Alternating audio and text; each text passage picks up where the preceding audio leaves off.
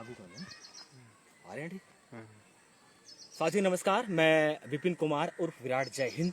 साथियों मैं इस समय अपने गांव में आया हूं और मैं साथियों इस टाइम बोल रहा हूं अपने गांव से ही। मेरे गांव का नाम ग्राम गोसपुर, ग्राम पंचायत तेगपुर गोरवा, तहसील नजीबाबाद, जिला बिजनौर, उत्तर प्रदेश। साथियों मेरे साथ मेरे बड़े भाई और इस गांव के समाज सेवी मान्यवर श्री भूपेंद्र सिंह दिव्यांग जी, जो एक अध्यापक हैं, सामाजिक कार्यकर्ता हैं। साथियों मैं वर्तमान में पीएचडी स्कॉलर हूं गढ़वाल विश्वविद्यालय से, उत्तराखंड से। साथियों जैसे कि हम ग्राम पंचायत में आते हैं तो हम देख पाते हैं कि आज जो डिजिटल ग्राम पंचायत सरकार डेवलप कर रही है, या जो भी आज हमारे देश में प्रदेश में सरकारों ने ग्राम विकास मंत्रालय के रिगार्डिंग जितनी भी योजना निकाली है, या कुल मिला के भारत के गाँव को विकसित करने की जो मोदी जी की मुहिम थी, वो असफल होती दिखाई दे रही है। साथियों इस टाइम मैं अपने गांव के तालाब के पास खड़ा हुआ हूँ। आ जाओ। ये साथियों ये जैसा आप देख सकते हैं कि इस प्रकार से तालाब है, ये हमारे गांव का मुख्य तालाब है। सरकार हर साल साफ सफाई की व्यवस्था के लिए, तालाब की सफाई की व्यवस्था के लिए बजट पेश करती है, लेकिन जितने भी ग्राम प्रधान बनते हैं शायद वो इसकी क्रीम मलाई सब खा जाते हैं। आप देख सकते हो जैसे कि तालाब पूरा सड़ रहा है, इसमें न्यूट्रिफिकेशन की मात्रा अधिक है, ये इतना न्यूट्रीफाई हो चुका है कि इसमें शैवाल, एल्गी, फंगस पैदा हो रहे हैं। और आप देख सकते हैं जैसे कि पॉलीथीन इत्यादि, प्लास्टिक कचरा इत्यादि घनिष्ठ मात्रा में है। और मानना तो ये है, हमारे गांव वालों का ये मानना है, जो हमारे बुजुर्ग हैं, दादाजी इत्यादि, वो ये कहा करते थे कि बेटा एक समय वो था कि तालाब का पानी इतना स्वच्छ हुआ करता था कि इसमें अपने हम पशु भी नहाया करते थे, खुद भी नहाया करते थे। लेकिन आज स्थिति उलट है, एकदम अलग स्थिति बन चुकी है। तालाब सड़ रहा है और इतना सड़ चुका है कि इसमें शायद गांव का कुत्ता भी ना नहाने आए। तो ये बड़े दुख की बात है, बड़े खेत की बात है। हम लगातार माशा हमारे श्री भूपेंद्र सिंह जी और मैं लगातार ग्राम समाज की इस मुहिम को लगातार आगे बढ़ा रहे हैं, ताकि जितने भी उत्तर प्रदेश के, भारतवर्ष की ग्राम पंचायतें हैं, जितने गांव हैं, वो डेवलप हों, वो विकसित हों और उनमें एक अच्छी साफ सफाई की व्यवस्था हो। जितने भी जनमानस की आम चीजें हैं, शिक्षा, स्वास्थ्य, बिजली, सड़कें, पानी, तालाब की सफाई की व्यवस्था, ग्राम पंचायत का निर्माण, ग्राम पंचायत भवन का निर्माण इत्यादियों की सही रूप से व्यवस्था हो। इतना कचरा यहाँ पर इकट्ठा किया हुआ है तालाब की ओर, पूरा तालाब सड़ रहा है। और इस तालाब के सड़ने से अत्यधिक मच्छर पैदा होंगे। मच्छरों के अधिक पैदा होने से क्या होगा, हमारे ग्राम पंचायत में बीमारियां पैदा होंगी, लोग बीमार पड़ेंगे। तो साथियों ये बड़ा ही गंभीर मुद्दा है। जब गांव के जो प्राचीन तालाब हैं, पुराने तालाब हैं, वही स्वच्छ नहीं रहेंगे, साफ सुथरे नहीं रहेंगे, तो ऑब्वियसली पानी सड़ेगा, बीमारियां पैदा होंगी, गांव वाले किसान सब लोग बीमार होंगे। और बीमार होने से गांव के लोग जब बीमार होंगे तो वो जो पैसा अपने बच्चों की शिक्षा में लगाते हैं, वो पैसा कहाँ लगेगा, वो बीमारी में लगेगा। तो ये नाकामी है सिस्टम की, ग्राम पंचायत के सिस्टम की नाकामी है। हमारे माननीय भूपेंद्र मास्टर साहब हमारे साथ इस टाइम मौजूद हैं। मैं इनसे ही पूछना चाहता हूँ कि मान्यवर भूपेंद्र जी नमस्कार। ये जो सर, ये हमारी ग्राम पंचायत तेगपुर गोरवा, ग्राम गोसपुर में सर ये जो तालाब है, ये बहुत सालों से सड़ रहा है। इनसे पूर्व जो ग्राम प्रधान थे शायद उन्होंने एक दो बार सफाई इसकी कराई है, लेकिन जो वर्तमान के प्रधान जी हैं उनको शायद ये वाली बात पता नहीं है, या वो कराना चाहते नहीं हैं, ये उन्हें दिखता नहीं है। गांव का इकलौता तालाब है ये सर, तो इस तालाब के बारे में सर आपके क्या विचार हैं? कैमरा फोकस करो तो मेरे प्यारे साथियों, आप सभी को प्रणाम, नमस्कार, जय हिंद। सभी खड़े कर। और जैसा कि आप तो मालूम है कि पहले भी हम लोग गंगा कटान की समस्या को लेकर लाइव आ चुके हैं, और आज जो समस्या हमारे गांव की बनी हुई है मेन, वो जैसे कि आप मेरे पीछे एक तालाब बना हुआ है, जो प्राचीन समय का यदि हम अपने गांव के तालाब का इतिहास देखें तो तालाब का पानी इतना स्वच्छ होता था कि पशुओं को नहलाने के साथ साथ हमारे जो पूर्वज थे, हमारे दादा या दादी, हमारे जो माता पिता, और खुद जो मुझसे बड़े हमारे जो भाई बहन हैं, वो भी इस तालाब में जो नहाया करते थे। क्योंकि पहले नलकों की सुविधा इतनी नहीं थी ग्रामीण क्षेत्रों में, लेकिन मौजूदा हालात तालाब के इतने ख़राब हैं कि नहाने की तो बात दूसरी, इसमें आप एक पैर भी नहीं अपना डाल सकते हो। बिल्कुल। क्योंकि इसके अंदर इतना केमिकल, इतनी गंदगी और इतनी काई जो है और इतनी जो भरपूर मात्रा में प्लास्टिकों के आप इसमें तमाम बोतल आपको दिखाई देंगी, गले सड़े कपड़े आपको इसमें दिखाई देंगे, जो मरे हुए छोटे मोटे जो जीव होते हैं पशुओं के अवशेष इसमें जो है बहकर आ जाते हैं। तो ये तालाब की जो दुर्गति है इसकी इसकी जो जिम्मेदारी है या जिम्मेदार है इस चीज़ का, वो शासन प्रशासन के साथ साथ ग्राम प्रधान भी इसका जो है पूर्ण रूप से जो है जिम्मेदार है। क्योंकि तालाब का गंदा होना एक अपने गांव के लिए एक बीमारी को बुलावा देना है। क्योंकि जितना भी गंदा पानी है टोटल धरती के अंदर जाएगा। जब पानी ये गंदा पानी धरती के अंदर जाएगा, यही पानी जो हमारे ट्यूबवेल में या हैंड पंप पे पीने के लिए द्वारा बाहर आएगा, तो इसको हम लोग पिएंगे तो उससे क्या होगा, हम लोग बीमार पड़ जाएंगे।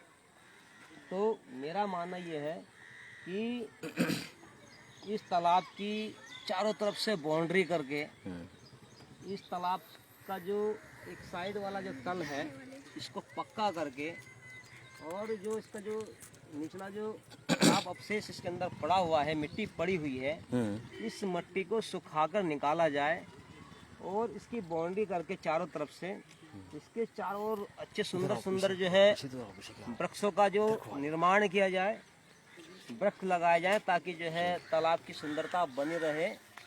और वृक्षों के साथ साथ में तालाब का जो है थोड़ा बहुत चौड़ा का जो है चौड़ीकरण भी जरूर होना चाहिए। रुकना था भाई। और साथ ही साथ मैं शासन प्रशासन से गुहार लगाऊंगा कि तालाब जो होता है, कभी अचानक हमारे गांव में आग लग जाए या अचानक पानी की गंभीर समस्या आ जाए, उसके लिए भी प्राचीन काल में जो हमारे पूर्वज थे वो तालाब के पानी को रिसाइकल करके, यानी कि घड़ों में भरकर रख लेते थे कुछ समय के लिए, और उसके बाद जो है उस पानी को जो है पी लेते थे।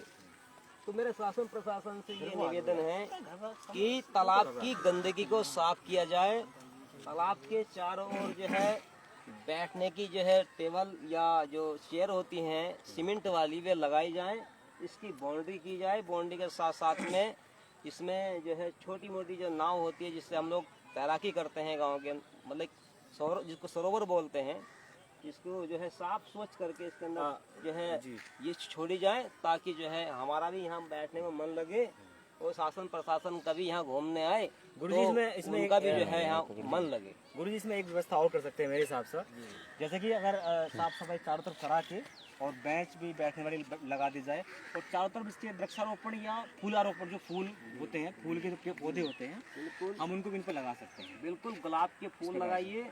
गुलाब का फूल क्या होता है, गुलाब का फूल अपना में एक औषधि भी है।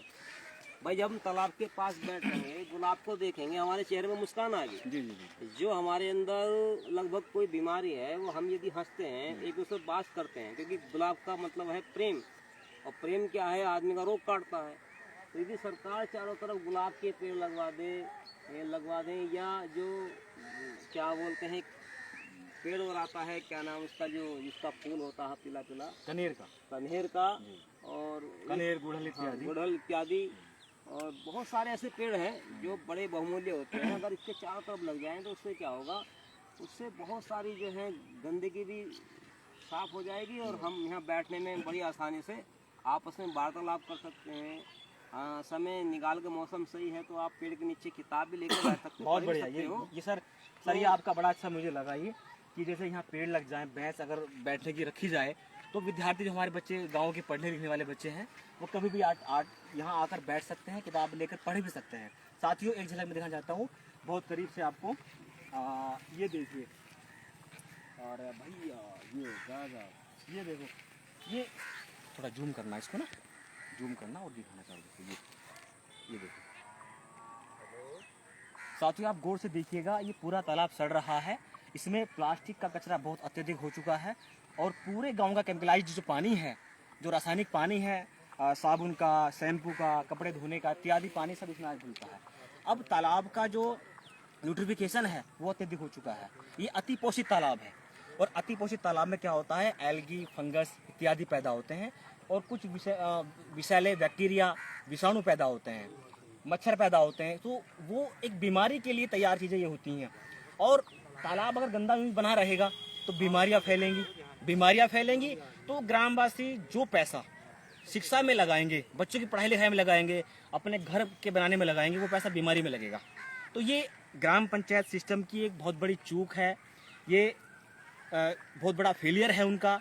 जबकि गवर्नमेंट, उत्तर प्रदेश सरकार, भारत सरकार पंचायतों के निर्माण के लिए, उनको विकसित करने के लिए बहुत अधिक मात्रा में पैसा देती है। मैंने पिछली वीडियो में सर ये बताया था कि 1.90 लाख करोड़ ग्राम विकास मंत्रालय को पैसा ये मुहैया कराया गया था ताकि ग्राम पंचायत डेवलप की जाए।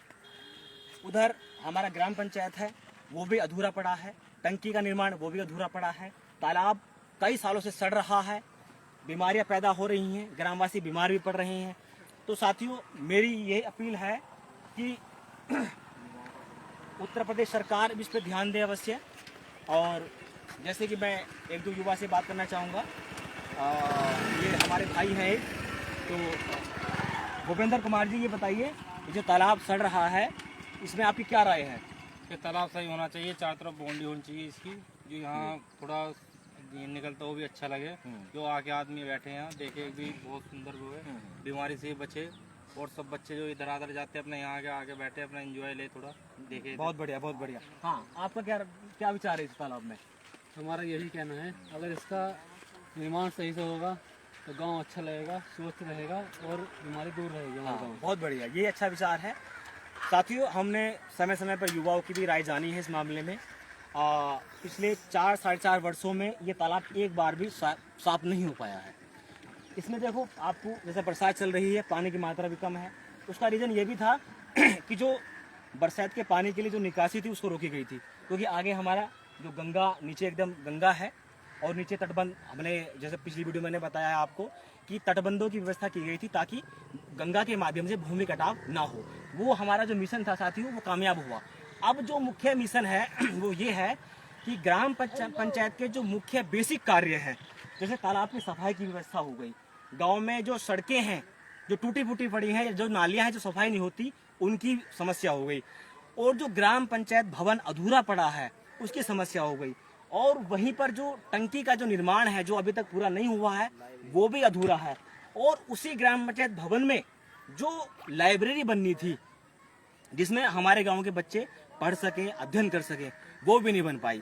कुल मिलाकर साथियों, हमारे ग्राम पंचायत का जो डेवलपमेंट है, जो विकास है, वो बहुत अधूरा है, और जितना भी लगभग बजट होगा वो ग्राम प्रधान और सेक्रेटरी, वीडियो इत्यादि ने वो पैसा पता नहीं खुद हड़प कर लिया या कहाँ चला गया। तो ये बहुत दुख का विषय है। मैं अंतिम में ये अपील करना चाहूँगा उत्तर प्रदेश सरकार से, माननीय मुख्यमंत्री योगी जी से, और अपने देश के प्रधानमंत्री श्री नरेंद्र दामोदर दास मोदी जी से, कि कृपया गांव को डेवलप करने के लिए जो हमने डिजिटल मुहिम चलाई थी, उस मुहिम के तहत अब समय आ गया है कि ग्राम पंचायत के विकासों की निगरानी और उनका विश्लेषण किया जाए, ताकि देखा जाए कि किन किन पंचायतों का विकास हुआ है या नहीं है। अंतिम में ये कहना चाहूँगा, सभी साथी जितने भी हमारे दोस्त हमें लाइव देख रहे हैं, जुड़े हुए हमसे हैं, वो हमारी इस वीडियो को भारत के कोने कोने तक पहुँचाएं, अधिक से अधिक शेयर करें, और ताकि जितने भी भारत की ग्राम पंचायतें हैं वो डेवलप हो, विकसित हो। इसी के साथ मैं अपनी वाणी को विराम देता हूँ। सभी को नमस्कार।